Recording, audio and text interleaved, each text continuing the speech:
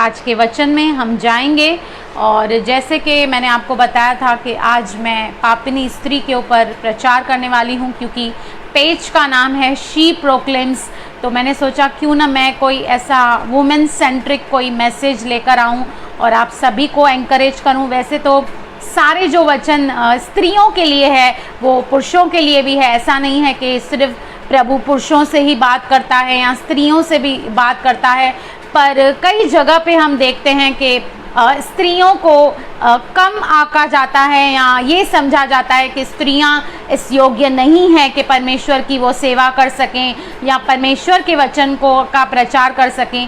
पर हम बाइबल में बहुत सारी स्त्रियां देखते हैं जिनसे प्रभु यीशु मसीह ने खुद पर्सनली एनकाउंटर किया, उन्हें चुना, उन्हें इक्विप किया और उन्हें अपने राज्य और महिमा के लिए इस्तेमाल किया।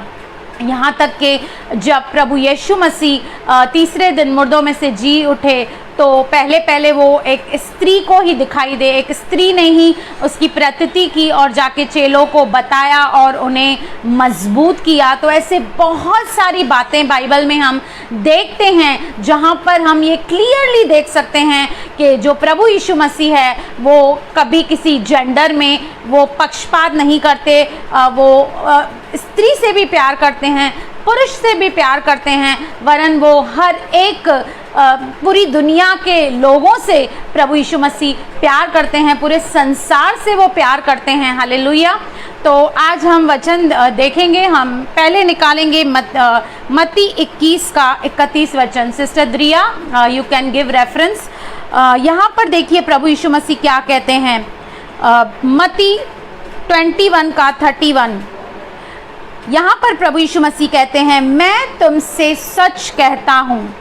जब भी ये वर्ड आप बाइबल में पढ़ें तो अलर्ट हो जाएं, क्योंकि प्रभु यीशु मसीह वैसे ही कभी झूठ बोलते नहीं हैं। परमेश्वर कभी झूठ बोल नहीं सकता, लेकिन कुछ बातों को स्ट्रेच करने के लिए, उसको एम्फेसिस करने के लिए प्रभु यीशु मसीह जब ये कहते हैं कि मैं तुमसे सच सच कहता हूँ, क्या कहता हूँ कि मैं सूल लेने वाले और वेश्याएं तुमसे पहले परमेश्वर के राज्य में प्रवेश करते हैं। हालेलुया।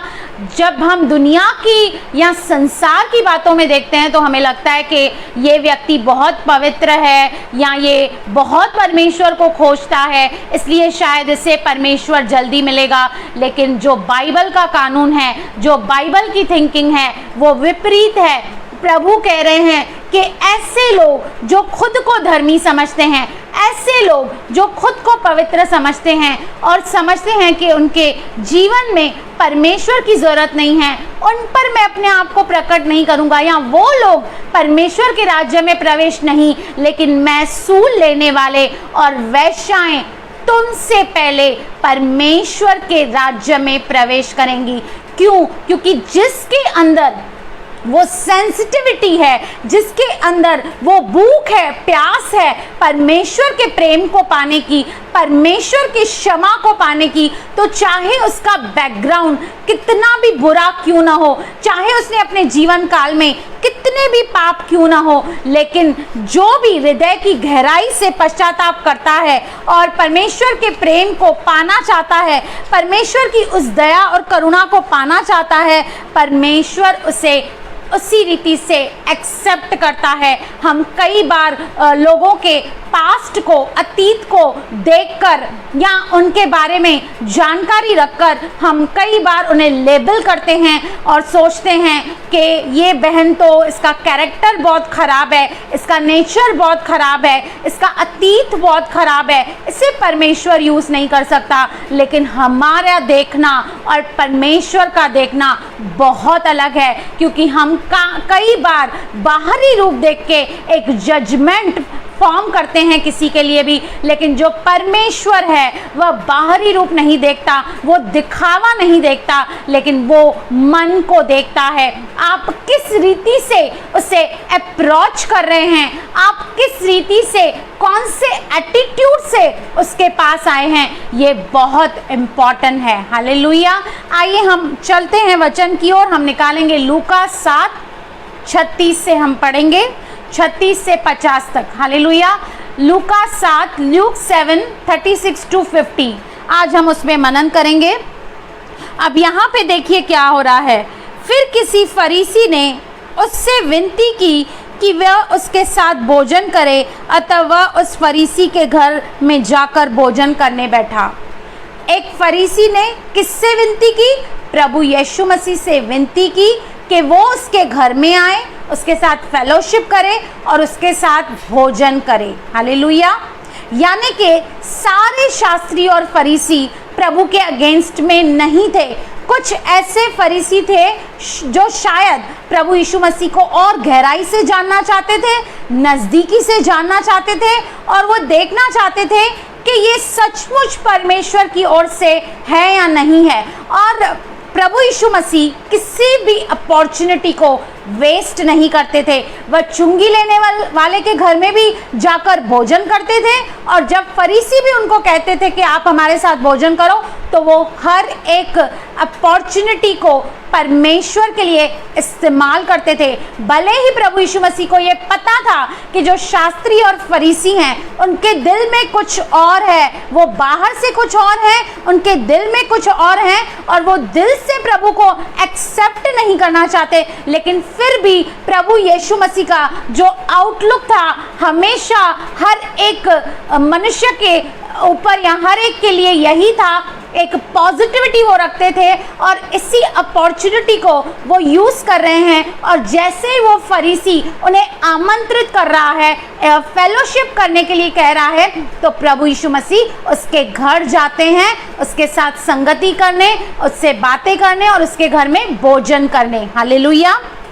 इसलिए आपको भी अगर जो कोई बुलाता है कि आप आइए हमारे घर में प्रेयर कीजिए या हमारे साथ नाश्ता कीजिए, चाय कीजिए, तो आप हर एक अपॉर्चुनिटी को पॉजिटिवली लें। हम कई बार कई लोगों के बारे में एक प्री कंसीव्ड नोशन रखते हैं और सोचते हैं कि इस बहन के घर पे जाने का क्या फ़ायदा, ये तो कभी सुनेगी ही नहीं, ये तो कभी मानेगी ही नहीं, क्योंकि ये तो घोर मूर्ति पूजक है, या ये तो बहुत सारे पाप करती है, या तो इसका कैरेक्टर अच्छा नहीं है। हम कई बार बहुत सारी ऐसे प्री कंसीव्ड नोशन से लोगों को देखते हैं, लेकिन प्रभु यीशु मसीह जब भी उन्हें कोई भी बुलाता था वो एक पॉजिटिव आउटलुक से उसके घर में जाते थे और यही सोचते थे कि मैं कैसे इसके ऊपर परमेश्वर का प्रेम दिखा सकूं, मैं कैसे इसे अपनी ओर खींच सकूं, मैं कैसे इसे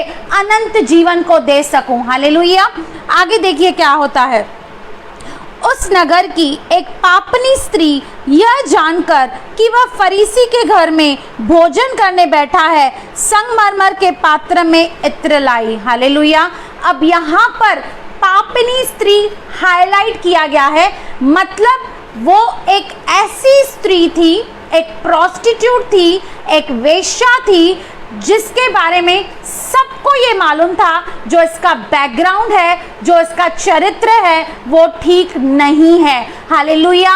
लेकिन जैसे ही उसे ये पता चलता है कि प्रभु यीशु मसीह इस फरीसी के घर में आने वाले हैं, तो उसने क्या किया, हालांकि ऐसी स्त्री को अलाउड नहीं था रबी के पास आना या फरीसी के घर में एंटर करना, क्योंकि आपको पता है जो फरीसी हैं थे वो बाहर से जो भी रूल्स एंड रेगुलेशंस थे उसे बहुत एक लीगलिस्टिक की तरह वो मानते थे और ऐसे सारे लोगों से, चीज़ों से वो दूर रहते थे जिनके द्वारा उनको लगता था वो अशुद्ध हो जाएंगे या उनकी रेप्यूटेशन खराब हो जाएगी। लेकिन इस स्त्री ने एक रिस्क लिया और बिना किसी के परवाह किए हुए जैसे ही उसे पता चला कि प्रभु यीशु मसीह इस फरीसी के घर में आए हैं, तो वो यहाँ पर संगमरमर के पात्र में इत्र लेकर पहुँच गई। और इत्र उस जमाने में बहुत ही कॉस्टली हुआ करता था। वो इत्र कोई भी किसी को भी जल्दी से देता नहीं था या यूज़ नहीं करता था, और कई विद्वानों का ये मानना है कि वो एक ऐसा इत्र था जो ज़्यादा करके स्त्रियां अपनी शादी के लिए संभाल के रखती थी। मतलब वो उस वक्त इतना दुर्लभ था, इतना जल्दी वो मिलता नहीं था, और वहाँ जो मिलता भी था तो वो काफ़ी कॉस्टली था, पर उसने उस कॉस्ट की चिंता नहीं की, उस चीज़ की चिंता नहीं की, लेकिन वो वहाँ पर प्रभु यीशु मसीह को ऑनर करने, उससे मिलने, उसके प्यार को पाने एक रिस्क उठाकर उस फरीसी के घर में पहुंची। क्या आज आप और मैं रिस्क उठाते हैं?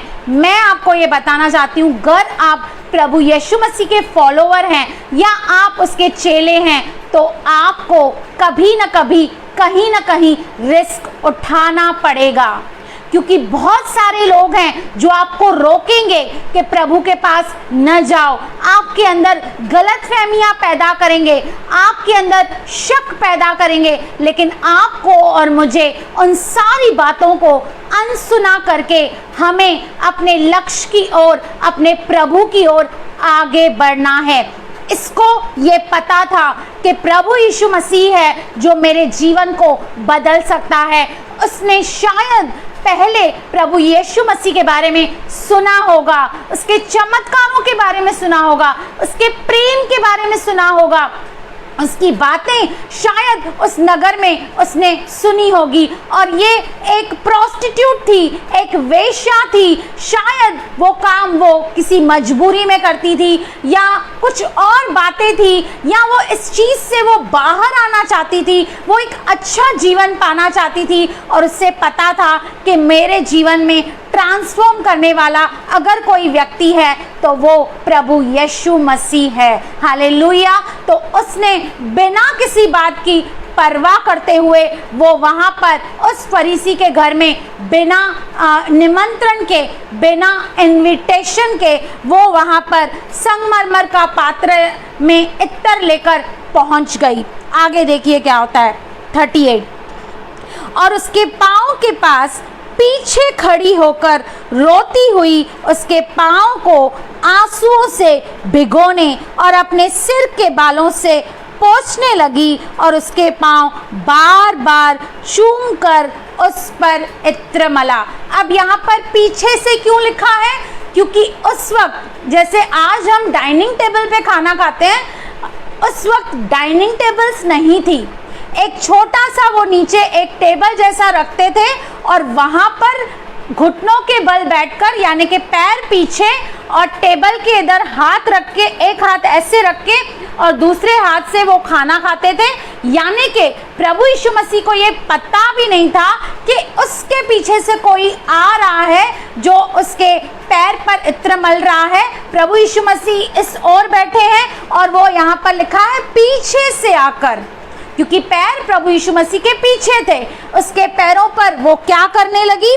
पहली बात, वह रोती हुई, मतलब एक रिपेंटेंस के साथ, एक पश्चातापी हृदय के साथ, अपने मुख से कुछ भी अभी तक उसने न कहा है न कन्फेस किया है, लेकिन जो उसके आंसू हैं वो उसके हृदय की उस वेदना को बता रहे हैं, उसकी उस पश्चाताप को दर्शा रहे हैं। और कई बार जब आप और मैं दुखों में होते हैं, संकटों में होते हैं, कई बार ऐसा होता है कि हम प्रार्थना करने बैठते हैं, हमारे शब्द नहीं निकलते, केवल आंसू निकलते हैं, लेकिन परमेश्वर उन आंसुओं की कीमत को जानता है और उन आंसुओं को भी वो समझता है। इसलिए कई बार अगर जे आपके मुख से शब्द नहीं निकलते, केवल आंसू निकलते हैं, कोई बात नहीं, उन आंसुओं को निकलने दीजिए, क्योंकि वो आंसू भी परमेश्वर के सामने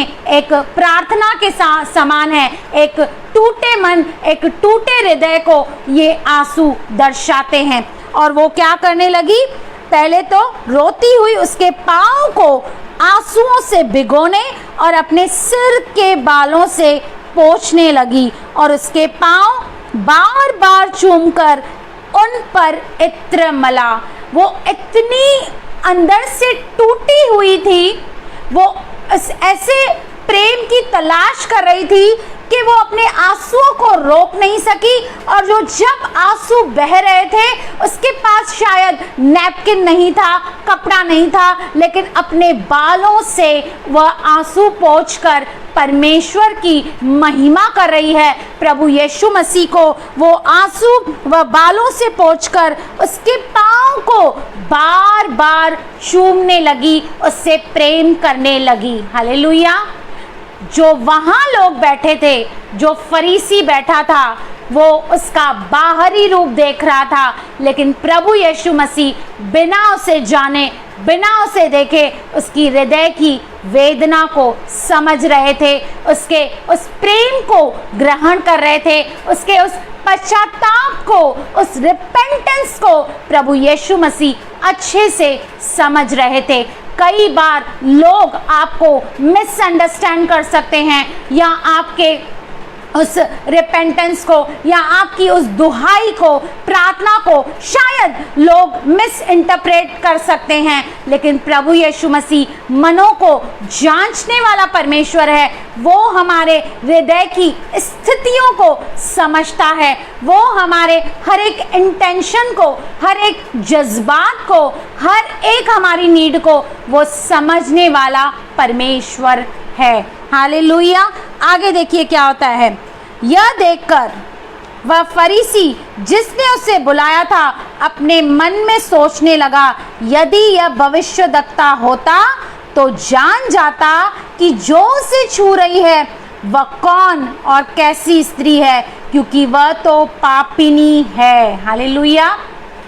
अब यहाँ पर फरीसी जिसने उसे घर पे बुलाया है, भोजन करने के लिए बुलाया है, उससे बात करना चाहता है, उससे फेलोशिप करना चाहता है, परमेश्वर की बातें जानना चाहता है, लेकिन प्रभु यीशु मसीह को वो समझ नहीं पाया है, और उसके अंदर ये डाउट और ये शक हो रहा है, क्या ये प्रोफेट है? क्योंकि अगर ये प्रोफेट होता, ये भविष्यद्वक्ता होता, तो इसे पता लग जाता कि ये जो स्त्री उसको छू रही है, चूम रही है, ये तो प्रोस्टिट्यूट है, ये तो वेश्या है, ये तो पापनी है। आज भी कई लोग प्रभु यीशु मसीह के पास आने के बाद उसे सही रीति से समझ नहीं पाते हैं, क्योंकि जो फरीसी हैं उनको ये पता था कि पुराने समय में जैसे इर्मिया नबी था, यशाया नबी था, उन्हें बहुत सारी बातें पहले ही पता लग जाती थी। कोई व्यक्ति अगर उनके पास आता था, उनको पहले ही पता लग जाता था। जैसे पतरस को भी नए नियम में हनन्या और सफीरा के बारे में पता चल गया कि उन्होंने चीटिंग की है, तो वो सारी चीज़ें उसके दिमाग में थी, और वो ये सोच रहा था कि इससे ये भविष्यद्वक्ता नहीं है। मतलब उसके दिल में ये डाउट था। उसने बुलाया जरूर था प्रभु यीशु मसीह को, खाना खिलाने के लिए बुलाया था, फेलोशिप करने के लिए बुलाया था, लेकिन प्रभु यीशु मसीह को वो समझ नहीं पाया था। आज भी ऐसे बहुत लोग हैं जो बाहरी रूप से दिखते विश्वासी हैं, बैप्टिज्म भी उनको हो गया है, लेकिन उनको अब तक परमेश्वर के बारे में, उसके वचनों के बारे में सही ज्ञान नहीं है। और ये एक लेडी जिसने न तो कोई व्यवस्था पढ़ी है, न तो ये फरीसी है, न तो इसने कोई ट्रेनिंग ली है, न तो इसने कोई टीचिंग ली है, लेकिन ये प्रभु यीशु मसीह को सही रीति से समझ रही है, और समझने के बाद सही रीति से रेस्पॉन्स कर रही है। लेकिन ये फरीसी जिसको शायद दुनिया भर का ज्ञान है, जिसको सब कुछ पता है, व्यवस्था रटी हुई है, वो हर एक चीज शायद वो अपने लाइफ में करता होगा, प्रभु यीशु मसीह के सामने बैठा है, फिर भी प्रभु को जान नहीं पा रहा है। आज आप और मैं, क्या प्रभु को हम जानते हैं या उसे समझते हैं? क्योंकि केवल जानना काफी नहीं है, हमें अपने परमेश्वर को समझना है, उसके काम करने के तरीके को समझना है, उसके स्वभाव को समझना है, उसके चरित्र को समझना है, उसकी हर एक बात को बाइबल के जरिए समझना है। हालेलुया। आगे देखिए क्या होता है।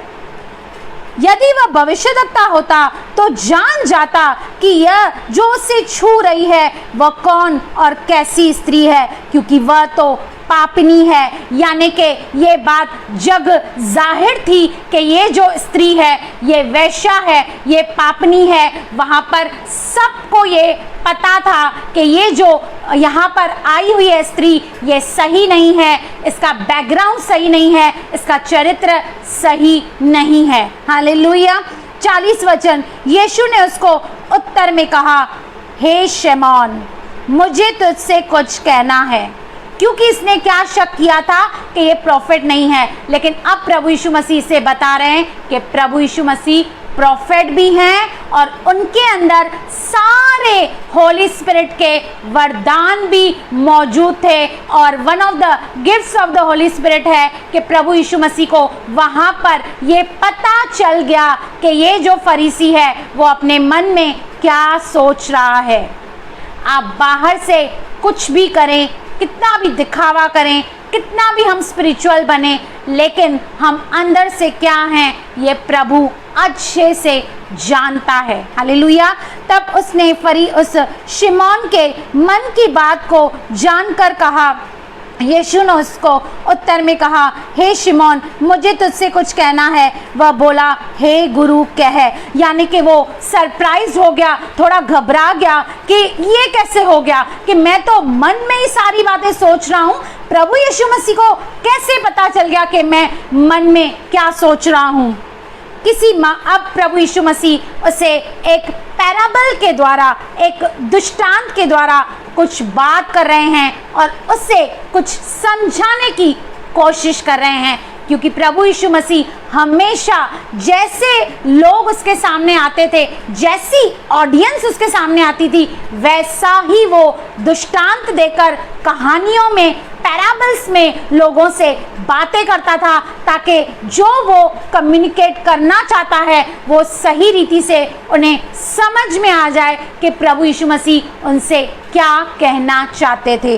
हालेलुया। उसके बाद प्रभु यीशु मसीह ने उससे कहा, किसी महाजन के 2 देनदार थे, एक 500 और दूसरा 50 दीनार का देनदार था।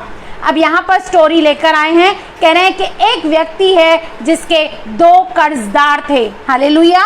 एक के ऊपर कितना था? 500 और दूसरे के ऊपर कितना था? 50 दीनार। जब उनके पास पटाने को कुछ न रहा तो उसने दोनों को क्षमा कर दिया, इसलिए उनमें से कौन उससे अधिक प्रेम रखेगा?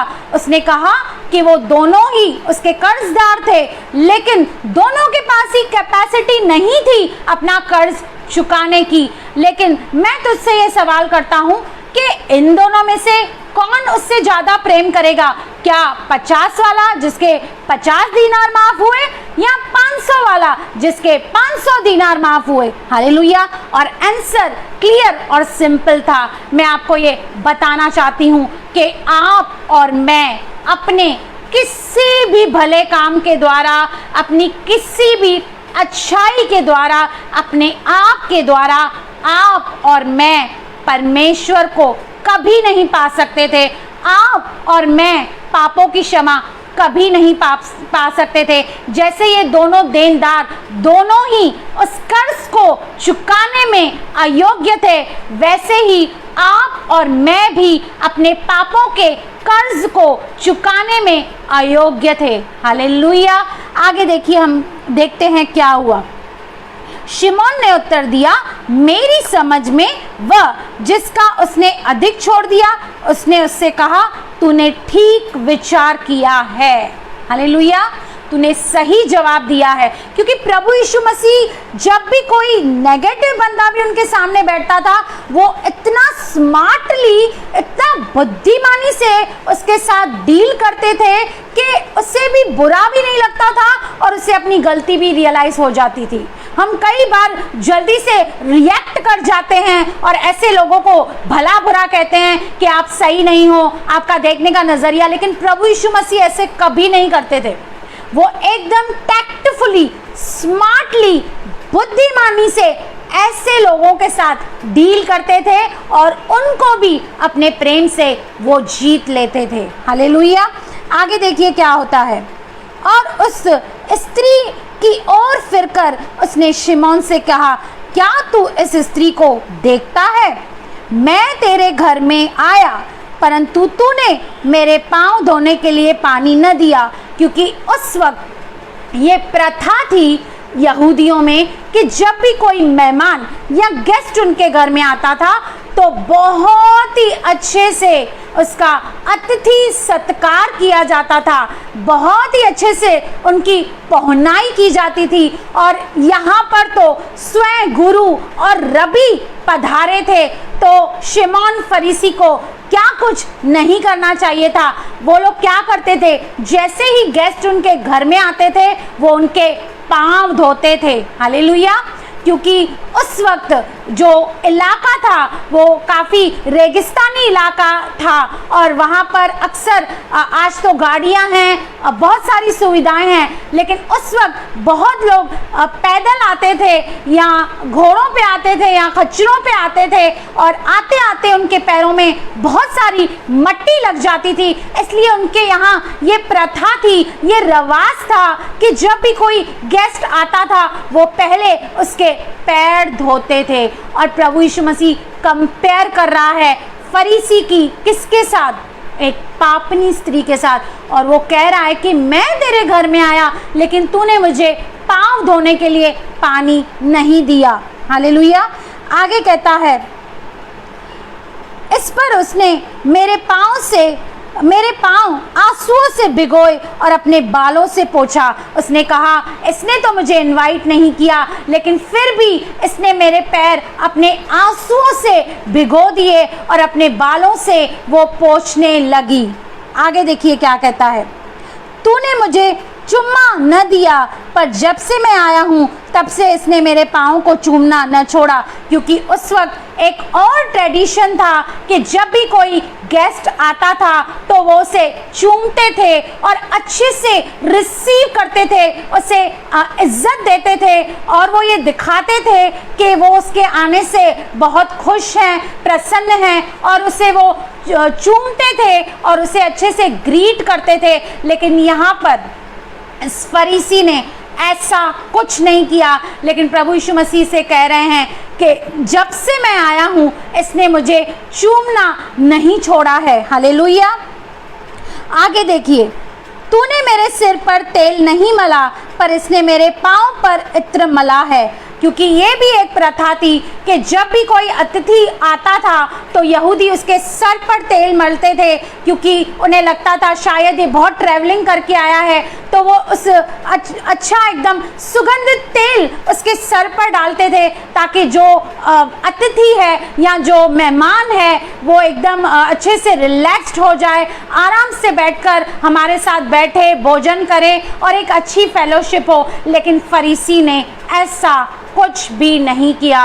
उसने जो भी किया एक फॉर्मेलिटी थी। प्रभु यीशु मसीह को उसने बुलाया ज़रूर था, लेकिन उसने दिल से नहीं बुलाया था, यानी कि जो पहुनाई उसको करनी चाहिए थी उसने वो पहुनाई नहीं की। लेकिन इस लेडी ने अपने आप को रिस्क में डालकर बड़ी ही बेबाकी से, बिना किसी चीज़ की परवाह करते हुए, उससे पता था कि किसी रब्बी को टच करना उसे अलाउड नहीं था, क्योंकि वो एक पापनी स्त्री थी, एक प्रोस्टिट्यूट थी, लेकिन उसने इस बात की परवाह न की, क्योंकि वो वहाँ पर प्रभु यीशु मसीह को पाने आई थी, उसके प्रेम को पाने आई थी, अब उसकी क्षमा को, उसकी दया को और उसकी करुणा को पाने आई थी। हालेलुया।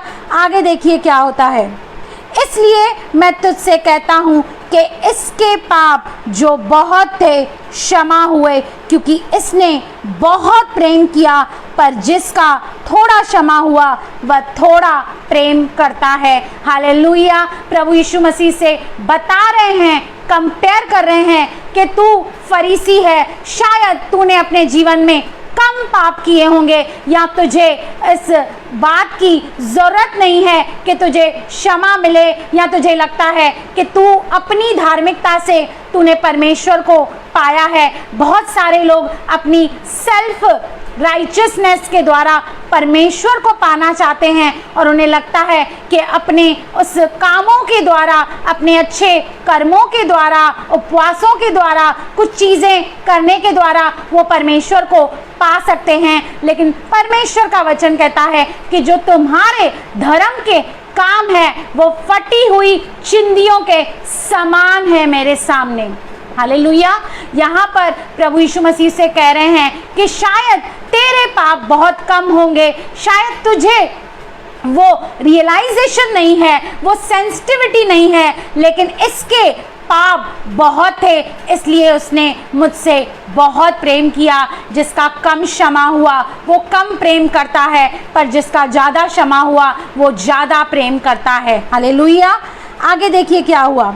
और उसने स्त्री से कहा, तेरे पाप क्षमा हुए। क्योंकि प्रभु यीशु मसीह एकमात्र ऐसा परमेश्वर है जिसे इस धरती पर अधिकार है आपके और मेरे पापों को क्षमा करने का। किसी दूसरे के द्वारा उद्धार नहीं है, क्योंकि आकाश के नीचे और इस पृथ्वी पर केवल एक ही नाम है, प्रभु यीशु मसीह का, जिसके द्वारा आप और मैं उद्धार पाते हैं, पापों की क्षमा पाते हैं। वो इसी उद्देश्य से आई कि उसके पाप क्षमा हो, उसका जीवन बदल जाए। और प्रभु ने कहा, तू जिस उद्देश्य से आई है मैं जानता हूँ, और उसको आंखों में आंखें मिलाकर कहा, तेरे पाप क्षमा हुए। हालेलुया। आगे देखिए क्या कहता है। तब जो लोग उसके साथ भोजन करने बैठे थे वे अपने अपने मन में सोचने लगे, यह कौन है जो पापों को भी क्षमा करता है? उन्होंने तो घर पे बुलाया है, आमंत्रित किया है, गुरु कहा है, रबी कहा है, फिर भी रबी को जानते नहीं हैं, रबी की अथॉरिटी को नहीं जानते, रबी के सामर्थ को नहीं जानते। लेकिन ये स्त्री शायद कभी व्यवस्था पढ़ी नहीं, शायद कभी व्यवस्था पर चली नहीं, लेकिन फिर भी प्रभु यीशु मसीह को वो भली भांति जानती है, समझती है। उसे ये पता था कि मेरे पापों को क्षमा करने वाला केवल वही है, मेरे जीवन को बदलेगा अगर कोई तो केवल वही है। हालेलुया। आगे देखिए क्या होता है। पर उसने स्त्री से कहा, प्रभु यीशु मसीह ने उनकी चिंता नहीं की, उनके सवालों की, उनके शक की चिंता नहीं की, लेकिन प्रभु यीशु मसीह ने उस स्त्री से फिर से कहा, तेरे विश्वास ने तुझे बचा लिया है, कुशल से चली जा। क्योंकि परमेश्वर के पास आने वाले को यह विश्वास करना चाहिए कि वह है और वह अपने खोजने वाले को प्रतिफल देता है। हालेलुया। इस स्त्री का क्या था? क्या इसके अच्छे कर्म थे? नहीं, इसका जीवन तो बिगड़ा हुआ था। ये तो प्रोस्टिट्यूट थी, इसने कोई अच्छा काम शायद ही कभी किया होगा, लेकिन एक बात थी कि इसने विश्वास किया कि मैं जिसके पास जा रही हूँ, मैं जिसकी आराधना करने जा रही हूँ, मैं जिससे प्रेम करने जा रही हूँ, वह मेरे पापों को क्षमा कर सकता है और मेरे जीवन को वह ज्यों का त्यों कर सकता है। और फरीसी जिसने बुलाया था, प्रभु यीशु मसीह को जानना चाह रहा था, उससे फेलोशिप करना चाह रहा था, लेकिन उससे प्रभु यीशु मसीह के बारे में सही ज्ञान नहीं था। आज मैं आपके सामने एक सवाल रखती हूँ। आज भी हम कलीसिया में दो किस्म के लोग देखते हैं। कुछ लोग ऐसे हैं जो अपने आप को सुपीरियर समझते हैं, उनको लगता है उनको पूरा बाइबल आता है, उनको सारा ज्ञान है, उनके जैसा पवित्र कोई नहीं है, उनके जैसा प्रचार करने वाला कोई नहीं है। मैं कहती हूँ वो कहीं ना कहीं उन फरीसियों के समान है। वो कहते हैं, वो समझते खुद को सुपीरियर हैं, लेकिन परमेश्वर के बारे में उनको सही ज्ञान नहीं है। लेकिन दूसरी तरफ हम कुछ ऐसे लोग देखते हैं जो खतरनाक बैकग्राउंड से प्रभु यीशु मसीह के पास आए हैं, जो बहुत सारी बुरी बातों से, बुरे बुरे कामों, अपने बुरे बुरे अतीत के द्वारा आए हैं। कई बार जो चर्च में बहुत ही हायर लेवल पे होते हैं, वो ऐसे लोगों को तुच्छ समझते हैं, डिस्पाइस करते हैं अपने मन में, लेकिन प्रभु यीशु मसीह ऐसा नहीं है। आपका अतीत कितना भी बुरा क्यों नहीं हो, आपकी कहानी कितनी भी बुरी क्यों नहीं हो, यदि आपने प्रभु यीशु मसीह को सही रीति से अप्रोच किया है, आपका एटीट्यूड अच्छा है, आपका इंटेंशन अच्छा है, तो आपके प्रभु पाप क्षमा करके आपके जीवन को वो बदल देगा और आपको अपने राज्य और महिमा के लिए इस्तेमाल करेगा। स्त्री ने आगे क्या किया? स्त्री ने आगे चलकर न केवल इसका जीवन बदला, लेकिन आगे चलकर बहुत सारे विद्वान कहते हैं कि ये प्रभु यीशु मसीह के साथ जुड़ी और इसने प्रभु यीशु मसीह के साथ सेवकाई की। एक कंप्लीट ट्रांसफॉर्मेशन, एक जीरो से हीरो एक ही शख्स हमें बना सकता है, वो है प्रभु यीशु मसीह। हालेलुया। तो मैं उन सारे लोगों को जो इस वक्त देख रहे हैं या इसके बाद देखने वाले हैं, मैं आपको एनकरेज करना चाहती हूँ। आपका बैकग्राउंड कितना भी बुरा क्यों ना हो, चाहे लोगों ने आपको कितनी भी लेबल्स क्यों ना दी हो, आप ऐसे हैं, आप वैसे हैं, आपके बारे में कितने भी वो जजमेंटल क्यों ना हो, आप इस बात की चिंता मत करें। यदि आप ट्रांसफॉर्म होना चाहते हैं, यदि आप बदलना चाहते हैं, आप चाहते हैं आपके पापों की आपको क्षमा मिले, तो आप सही जगह पर आए हैं। एक ही शख्स है जो आपको कभी भी मिसअंडरस्टैंड नहीं करेगा, एक ही शख्स है जो आपको आपके अतीत के द्वारा आपको डिफाइन नहीं करेगा, आपकी बुराइयों के द्वारा आपको डिफाइन नहीं करेगा, लेकिन जैसे आप हैं वो वैसे आपको एक्सेप्ट करेगा और आपके पापों को न केवल क्षमा करेगा, लेकिन आपको कंप्लीटली परिवर्तन करके, ट्रांसफॉर्म करके अपने राज्य और महिमा के लिए इस्तेमाल करेगा। हालेलुया। उसने अपनी कीमती चीज इत्र दे दी। आज आपके पास क्या ऐसा है जो आप परमेश्वर को देना चाहते हैं? परमेश्वर को चांदी, सोना, फूल, फल, नारियल ये सब नहीं चाहिए। परमेश्वर को आपका दिल चाहिए, परमेश्वर को आप चाहिए, परमेश्वर को ये चाहिए कि आप उसके साथ संगति करें, आप उसके साथ प्रार्थना करें, आप उसके वचन पर मनन करें, आप उसके प्यार को पाएं। हालेलुया। परमेश्वर यही चाहता है, इसने अपनी कीमती चीज दे दी। क्या आज आप अपनी कीमती चीज देने के लिए तैयार हैं? अगर आप अपनी कीमती चीज बोने के लिए तैयार हैं, तो परमेश्वर आपके पापों को क्षमा करने के लिए तैयार है और वो आपके जीवन को बदलकर आपको एक ऐसा पात्र बनाएगा, एक आदर का, एक महिमा का बर्तन बनाकर आपको अपने राज्य और महिमा के लिए इस्तेमाल करेगा। डिस्करेज मत होइए, चाहे लोग आपको कुछ भी कहें या आपको बहुत सारी चीज़ें कहें, लेकिन आपको और मुझे घबराना नहीं है। हमें अपने टारगेट की ओर, अपने परमेश्वर की ओर निहारना है, अपना फोकस उस परमेश्वर की ओर रखना है, दुनिया की बातों पर नहीं, दुनिया के लेबल्स पे नहीं। दुनिया आपके बारे में क्या कहती है, आपको और मुझे उन्हें प्रसन्न नहीं करना है, लेकिन हमें परमेश्वर को प्रसन्न करना है। इस लेडी ने उन फरीसी की चिंता नहीं की, वहां पर बैठने वालों की चिंता नहीं की कि ये मुझे क्या कहेंगे, ये मुझे धक्के मारकर निकाल देंगे। उसने उस बात की चिंता नहीं की। वो एक ही टारगेट लेकर आई थी, वो विश्वास लेकर आई थी कि आज विश्वास के द्वारा मैं प्रभु से अपने पापों की क्षमा प्राप्त करूंगी, क्योंकि विश्वास के ही द्वारा हमारे जीवन में कार्य होता है। हालेलुया। विश्वास के द्वारा हम परमेश्वर को प्रसन्न कर सकते हैं, विश्वास के द्वारा परमेश्वर को हम छू सकते हैं, विश्वास के द्वारा हम परमेश्वर को कंपेल कर सकते हैं कि वो हमारे जीवन में कार्य करे। हालेलुया। यदि तू विश्वास करेगी तो तू परमेश्वर की महिमा को देखेगी। और सिर्फ परमेश्वर को जानना काफ़ी नहीं है, हमें उसे समझना है, उसके स्वभाव को समझना है, उसकी लंबाई को, उसकी चौड़ाई को, उसकी गहराई को, उसके हर एक चीज़ को हमें समझना है। और उसे समझने के लिए आपको और मुझे बाइबल का अध्ययन करना ज़रूरी है, बाइबल पढ़ना ज़रूरी है, प्रार्थना करना ज़रूरी है। हालेलुया।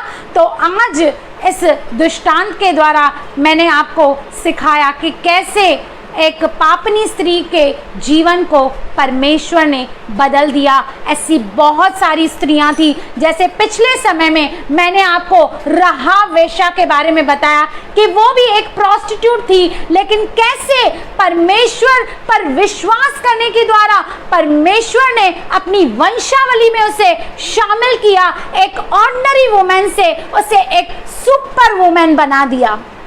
आप भी अगर ऑर्डिनरी से एक्स्ट्राऑर्डिनरी बनना चाहते हैं तो आपको परमेश्वर के पास आना है, विश्वास करना है, परमेश्वर से एक रिश्ता बनाना है और परमेश्वर की महिमा करनी है और परमेश्वर से प्रेम करना है। हालेलुया। जैसे राहाब एक ऑर्डिनरी में से एक्स्ट्राऑर्डिनरी वुमेन वो बन गई। हम ऐसी बहुत सारी स्त्रियां देखते हैं। सामरी स्त्री जो 5 पति कर चुकी थी, जिसके साथ वो रह रही थी, वो भी उसका पति नहीं था, इतनी कैरेक्टर लेस लेडी थी, फिर भी परमेश्वर ने उसे नंबर 1 इवेंजलिस्ट करके चुना और उसने अपनी गवाही के द्वारा, अपने उस बदलाव के द्वारा पूरे गांव को जीत लिया। आप अपने आप को कम न समझें, चाहे लोग कुछ भी कहें कि स्त्रियां ये नहीं कर सकती, स्त्रियां वो नहीं कर सकती, लेकिन स्त्रियां सब कुछ कर सकती हैं, क्योंकि बाइबल में प्रभु यीशु मसीह ने स्त्रियों से प्रेम किया और कई सारी स्त्रियों ने परमेश्वर के उस सेवकाई में हाथ बटाया, नए नियम की कलीसिया को संभाला। नए नियम में हम बहुत सारी स्त्रियां देखते हैं जो प्रभु यीशु मसीह के साथ मिलकर कार्य करती थी। हालेलुया। तो अपने आप को कम न समझें, ये न समझें कि मैं एजुकेटेड नहीं हूँ, मैं टैलेंटेड नहीं हूँ, मैं कैसे परमेश्वर के राज्य के लिए इस्तेमाल हो सकूँ। जितने भी चेले प्रभु यीशु मसीह के साथ थे या प्रभु यीशु मसीह के साथ कार्य कर रहे थे, उसमें एक भी ऐसा नहीं था जो एजुकेटेड था। वो सारे अनपढ़ और साधारण थे, लेकिन जब प्रभु यीशु मसीह के साथ उनका एनकाउंटर हुआ, जब वो चुनाव परमेश्वर के द्वारा उनका हुआ, तो परमेश्वर ने उनको वह योग्यताएं दी, वो सामर्थ्य दिया, वो अधिकार दिया कि उन्होंने सारी पृथ्वी को उलट पुलट कर दिया और दुनिया की शोर तक उन्होंने जाके परमेश्वर की महिमा की और परमेश्वर के सुसमाचार को सुनाया। हालेलुया। परमेश्वर जो है वो हमारी योग्यताएं नहीं देखता, लेकिन वो हमारे दिल को देखता है। क्या आप दिल से उसके राज्य के लिए कार्य करना चाहते हैं? क्या आप भी उसके लिए इस्तेमाल होना चाहते हैं? एक ऑर्डिनरी बिलीवर होके, एक साधारण विश्वासी होके आपको और मुझे कुछ लाभ नहीं है। हमें उठना है, हमें कुछ करना है। और इन लेडीज ने जैसे एक्स्ट्रा ऑर्डिनरी कार्य करके अपने आप को परमेश्वर को समर्पित कर दिया, वैसे आज आपको और मुझे अपने आप को परमेश्वर को समर्पित करना है।